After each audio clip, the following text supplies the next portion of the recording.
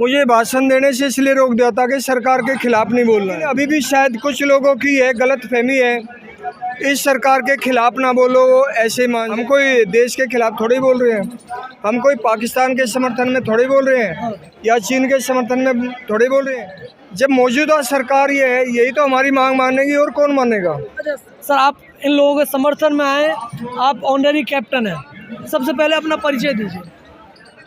मैं honorary captain Vinod Kumar, गांव खेड़ाटाना, जिला बागपत, चौधरी चरण सिंह की कर्मभूमि से हूं और अपनी खाप का चौधरी हूं, दांगड़ खाप का चौधरी भी हूं।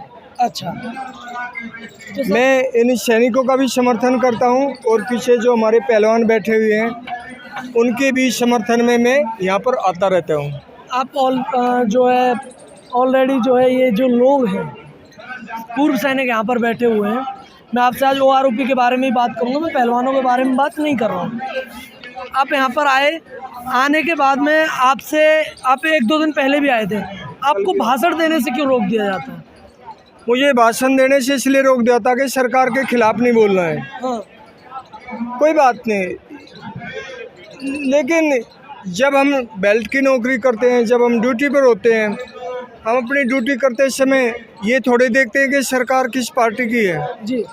सरकार चाहे भाजपा हो, कांग्रेस हो, मिलीजुली सरकार हो, उनका आदेश मान सकते हैं। तो रिटायरमेंट होने के बाद कोई भी सरकार हो, उसके सामने आवाज़ उठाने का हमारा अधिकार है। लेकिन अभी भी शायद कुछ लोगों की है गलत फहमी है, इस सरकार के खिलाफ ना बोलो, वो ऐसे मान जाएंगे। क्यों नहीं, हम कोई देश के खिलाफ थोड़ी बोल रहे हैं, हम कोई पाकिस्तान के समर्थन में थोड़ी बोल रहे हैं या चीन के समर्थन में थोड़ी बोल रहे हैं। जब मौजूदा सरकार ये है, यही तो हमारी मांग मानेगी, और कौन मानेगा। अच्छा, सरकार के खिलाफ बोलने से क्यों रोक रहे हैं आपको यहाँ पर? ये हमारे जो सैनिक होते हैं ये बहुत ही वफादार होते हैं। हाँ। एक भारत का सैनिक ऐसा इंसान होता है, भले ही उनका शोषण हो जाए, उनके अधिकार मारे जाएं, कभी भी ये सरकार के खिलाफ नहीं बोलते। हाँ। क्योंकि 1 साल से लेकर के 30 साल तक, 18 साल, 24 साल, 18 फिर डिफेंस में कूट कूट करके देशभक्ति भरी होती है। ये इनको निकालना पड़ेगा गलतफहमी। मौजूदा सरकार अगर बहरी है तो सरकार के खिलाफ बोलना ही पड़ेगा। तो सरकार के खिलाफ जैसे आप बता रहे थे काफ़ी डिसिप्लिन होता है, अगर सरकार से जैसे जो मांगे हैं, अगर सरकार को जो है गलतियां हैं वो नहीं बताएंगे तो सरकार को पता कैसे चलेगा? बिल्कुल सही कहा आपने। अगर हम सरकार के खिलाफ नहीं बोलेंगे तो सरकार बिना रोए तो माँ भी दूध नहीं देती है, बिना भूख लगे तो खाना भी कोई नहीं देगा, बिना आवाज उठाए तो छात्रों को रोजगार नहीं देगा। किसान अगर अपने हक के लिए आज नहीं उठाएंगे तो उनको कौन फसलों का दाम बढ़ा देगा। ऐसे ही सैनिकों की समस्या है। और सबसे बड़ी बात है कि ये ही सरकार सैनिकों पर राजनीति करती थी, हमारे शहीद सैनिकों पर आंसू बहा करके वोट लेती थी, हमारी शहादत पर पता नहीं कितना इन्होंने ड्रामा किया, सत्ता में आ गई। और आज सैनिकों की आवाज़ सुनने के लिए एसी कमरों से बाहर भी नहीं निकलते। कोई भी सांसद भारतीय जनता पार्टी का, मैं खुलेआम बोलता हूँ यार, केंद्र में सरकार कौन है? वो है भारतीय जनता पार्टी। अगर केंद्र में भारतीय जनता पार्टी है तो भारतीय जनता पार्टी तो समस्या की जड़ है। उन्होंने जो सैनिकों से वादे किए थे उसको पूरा क्यों नहीं कर रहे? यहाँ तक कि जो 1 रैंक 1 पेंशन 2 का दोबारा लागू करे हैं, जिस अनुपात से ऑफिसर का बढ़ाया है, इसी अनुपात से रेशो से जवान जेशों का क्यों नहीं बढ़ा रहे हैं? कुछ ऑफिसर अगर सरकार के समर्थन में आकर के 1 रैंक 1 पेंशन को, ऑफिसर से याद आया, एक जनरल साहब हैं, उनका एक वीडियो है काफ़ी वायरल हो रहा है जिसमें कि उन्होंने बोला है कि जो 96% जो फंड्स हैं वो जवान और जेसीओ को मिले, अफसरों को तो सिर्फ 4% फंड मिले। अगर वो ऐसा बोलता है, हमारा कोई फंड है वो 4 रुपये है, वही फंड एक ऑफिसर का 150 रुपये है, तो ऐसे 96 कर करके क्या फ़ायदा? अरे इसको टोटल कितना है?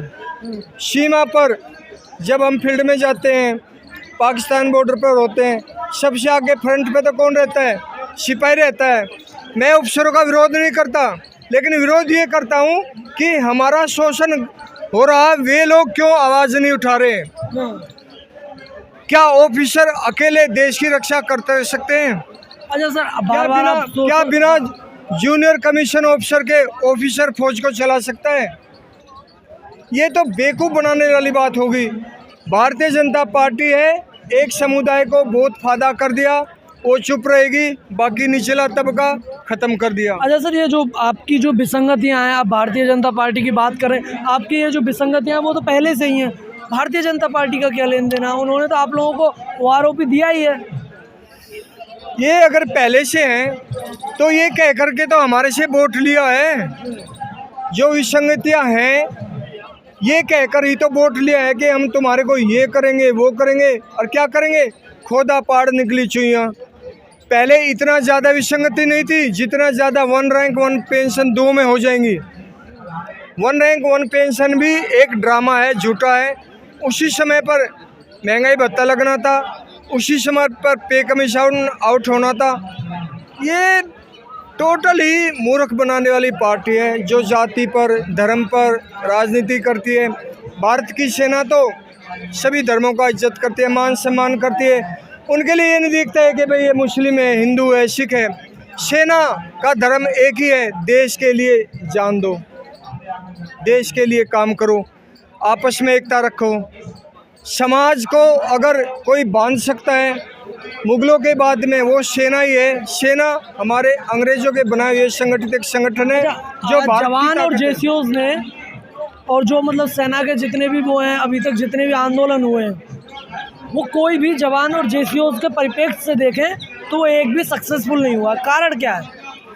इसका कारण ये है वफादारी। हमारे सैनिक देश के लिए वफादार हैं। वे आंदोलन करते समय कोई तोड़ फाड़ नहीं कर सकते, वे सड़कों पर कोई भी आगजनी नहीं कर सकते, वे जाति धर्म को इकट्ठा करके लोगों को नहीं भड़का सकते। ये वफादारी देशभक्ति का एक हमारा कहूँगा कि गलती है तो ये सही, लेकिन भारतीय जनता पार्टी मजबूर कर देगी भूतपूर्व सैनिकों को भी। आप बार बार भारतीय जनता पार्टी की बात कर रहे हैं। 2014 से पहले काफ़ी टाइम तक जो कांग्रेस है उसने राज किया है। क्या उससे पहले ये जो सारी चीज़ें थी सब बराबर थी? कांग्रेस ने अगर राज किया है उससे ज़्यादा देने के लिए भाजपा ने वादे किए थे। कांग्रेस ने कभी सैनिक का मतलब, ये जो बातें हैं ना आपकी, पूरे बोलने दीजिए, 80 के दशक से ये जो चीज़ें हैं वो चली आ रही हैं, लगभग 40-42 साल। जो लड़ाई है आपकी इतनी पुरानी हो गई है। भारतीय जनता पार्टी की सरकार तो अभी आई है, 9-10 साल हुए।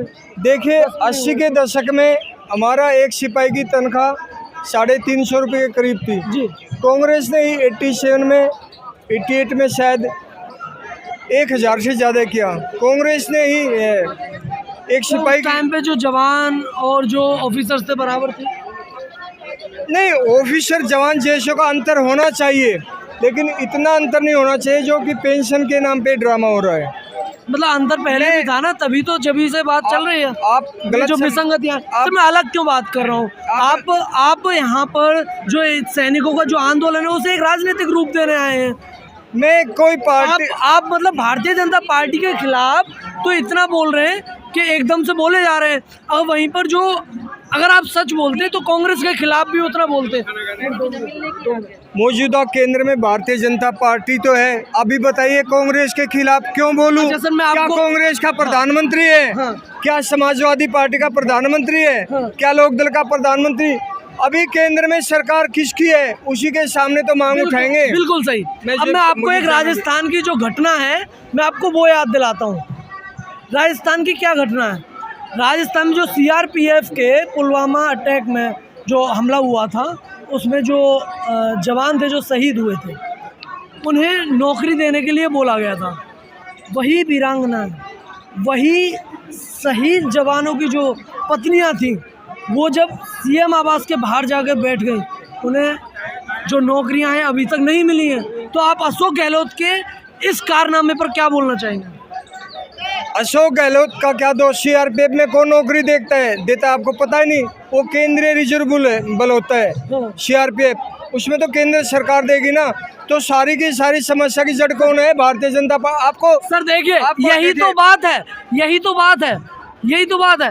अब आप मुझे ये बताइए जो राज्य सरकार थी नौकरी उसे देनी थी, उनके बच्चे उतने बड़े नहीं है, बच्चे 4-4 5-5 साल के हैं।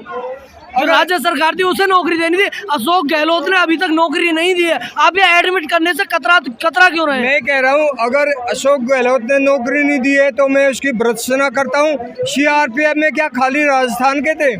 मैं राजस्थान का नहीं हूँ, मैं उत्तर प्रदेश का हूँ। क्या यूपी के योगी ने नौकरी दे दी है? क्या हरियाणा में नौकरी दे दी है? इस तरीके का जो वाक्य है वो राजस्थान से आया था। मुझे कैसे नहीं पता? जब मैं बोल रहा हूँ तो मुझे पता है ना। आपको ये बोलना चाहिए कि पुलवामा हमला क्यों हुआ, पुलवामा हमले की जांच क्यों नहीं हुई? धन्यवाद। जांच आज भी चल रही है? नहीं चल रही है। चलो सब ठीक है।